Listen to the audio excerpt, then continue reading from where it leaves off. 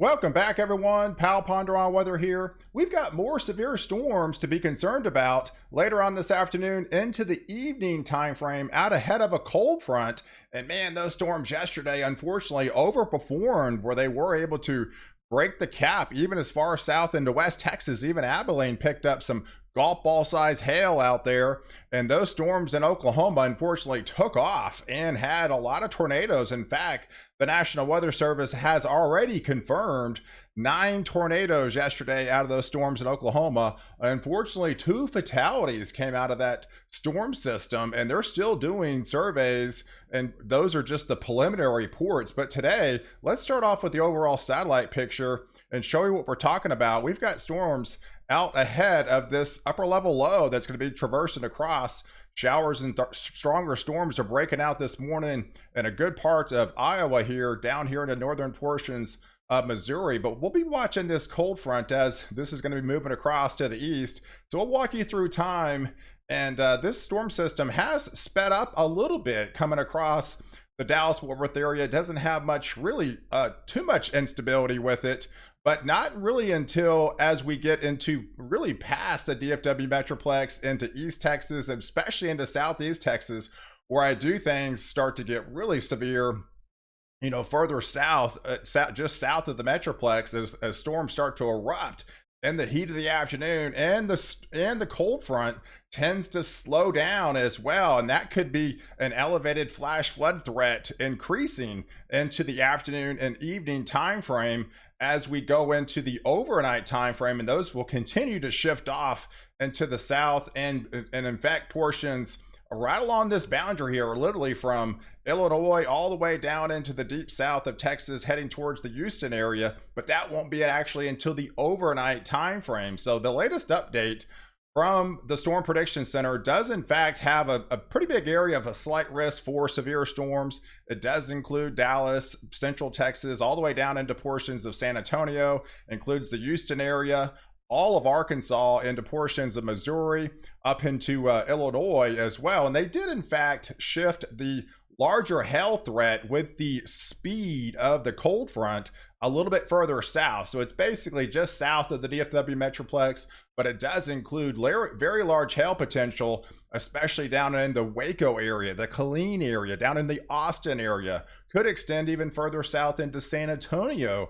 Those are the prime areas as the system tends to slow down later on this afternoon in more peak heating time frame, and having that a lot of convective temperatures reached down in that region, and could overturn the atmosphere and produce those larger hailstones as well as some flooding rains. But definitely be concerned about along this boundary here as this continues to shift off to the east.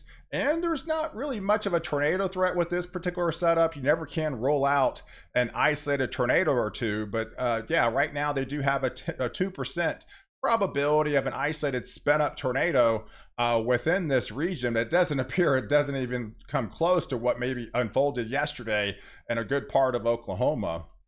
But let's take a look at the dew points, because that tells you the amount of moisture in the atmosphere. I mean, you're waking up across the deep south and it's extremely muggy out there. Obviously, you could just kind of feel the mugginess and the temperatures with, a lot of the areas are you're well into the 70s down here in a good part of Texas, and even into Oklahoma, portions of eastern Oklahoma. But as we continue through and watch this cold front, there's the dry line and the cold front, and there's the warm sector. So we'll start to see some storms really start to form along that sector. And you can actually see just on the dew points alone, watch as that system tends to start to slow down, if not actually stalls, maybe for a short period of time. And it appears to be somewhere around the Waco to Killeen, maybe to the Austin area. Those regions could actually unfold the biggest, severe storms within this sector, but also have the most increased rainfall.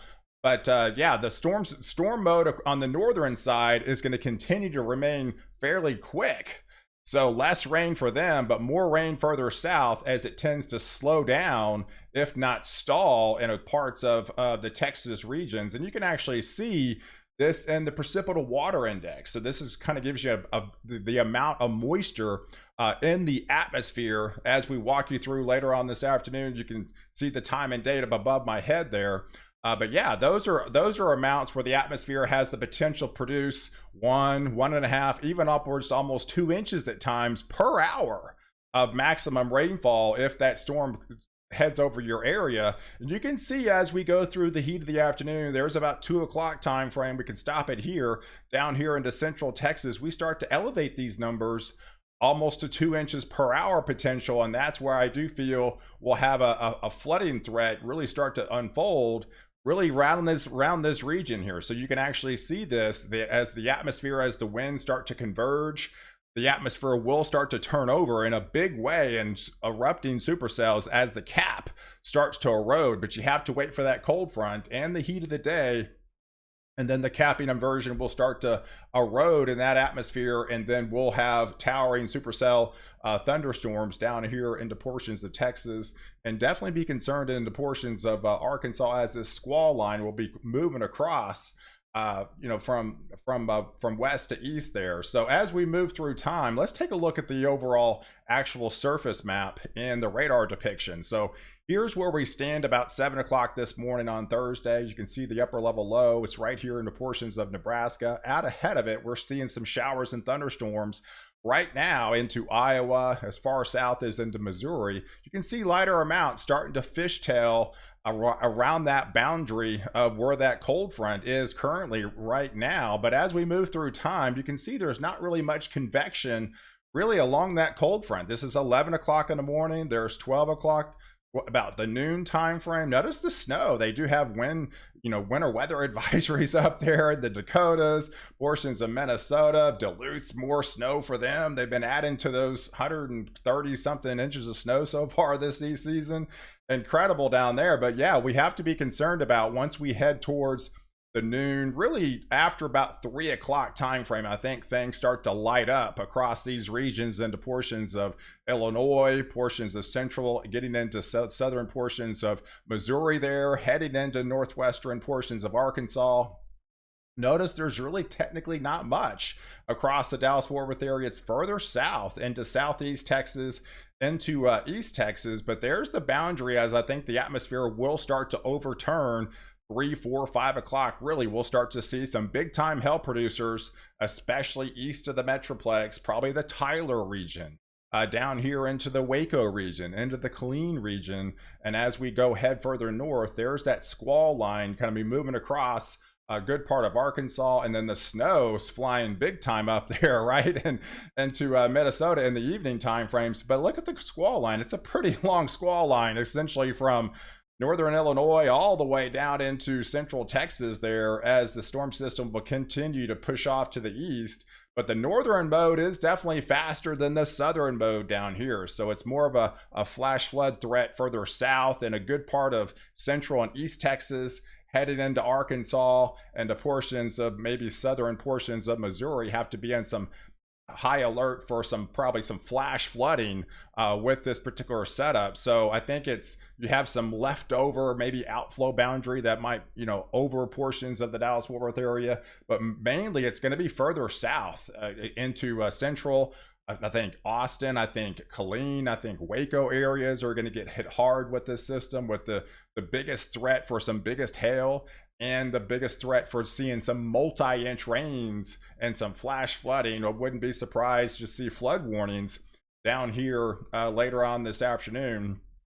But if we kind of broaden the picture out and take a look at the latest NAM model over the next couple of days, and I'll show you these storm systems as they kind of move in. So there's the upper level low right now across a good part of Nebraska, heading into Iowa about 10 o'clock this morning. There's the snow flying in a good part of the Dakotas back into Minnesota. So as we walk you through time, you can see the southern mode starts to break out, right, or right along this boundary, as the upper level low will continue to shift off and push off to the northeast, bringing that snow into you know, some rain back into the picture into Wisconsin. They actually had a lot of hail recently, a lot of probably some pea-sized hail, but I've seen several reports just in the last couple of days of some more pea-sized hail in that region. Of course, you've had a lot of snow, so you've been getting hit hard with severe storms and snow still for, you know, late April timeframe. But as we move through time,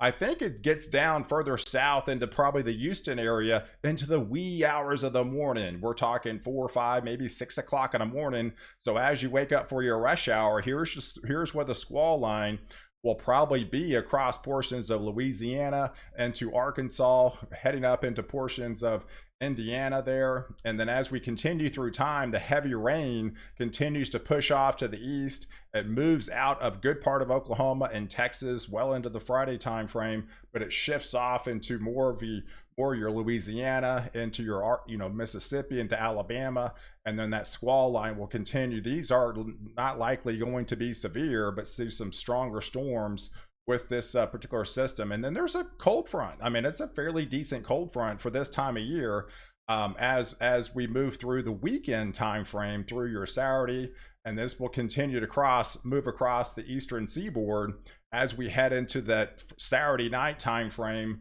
or your Saturday evening up there. And this will continue to push off along the I-95 corridor as you wake up on Sunday morning. And then you'll have a reinforcing shot of a stronger cold front continues to push southbound. And with that cold front, we'll have renewed chances of more rain overturning in these regions up back into Oklahoma, parts of Texas here. And that could be like a kind of a chilly rain. I mean, you might not even get out of the 50s and parts of Texas there, even onto the day on, and especially in Oklahoma on Sunday, with kind of that rain around. It's kind of more of a chillier rain with that secondary push of colder air as that first system will continue to move across and affect the eastern states and head up into portions of Maine by the time we get into your Sunday afternoon. So definitely stay weather aware. Again, I don't think it's a tornado threat today. It's more of a larger hail threat and a flash flooding threat. So catch me next update, where I protect you before and after storm.